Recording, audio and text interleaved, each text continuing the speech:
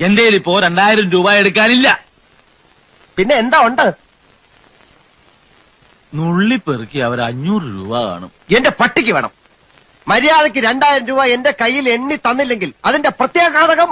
പ്രത്യാഘാതം മേഘം എന്നുള്ളതിന്റെ ഇയാൾ എന്നെ പഠിപ്പിക്കൊന്നും വേണ്ട. പ്രത്യാഘാതം അത് ഭയങ്കരമായിരിക്കും. എന്തും നേരിടാൻ തയ്യാറായിട്ട് തന്നെയായി ഈ നാടകത്തിൽ ഇറങ്ങിത്തിരിച്ചിരിക്കുന്നത്. ഒരുമാതിരി പല തന്തയ്ക്ക് പറഞ്ഞ പരിപാടി എന്റെ അടുത്ത് കാണിക്കരുത്. തൽക്കാലം പല തന്തയുണ്ടെന്ന് വിചാരിച്ചേക്കാം. ഇയാള്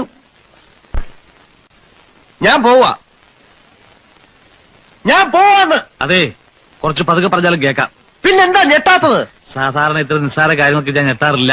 ഓഹോ, പിന്നെ ഞാനങ്ങനെ വെറുതെ പോകുന്നൊന്നും വിചാരിക്കണ്ട.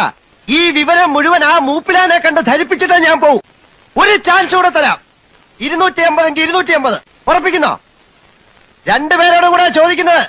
എടോ, തനിക്ക് നാണമില്ലേണോ?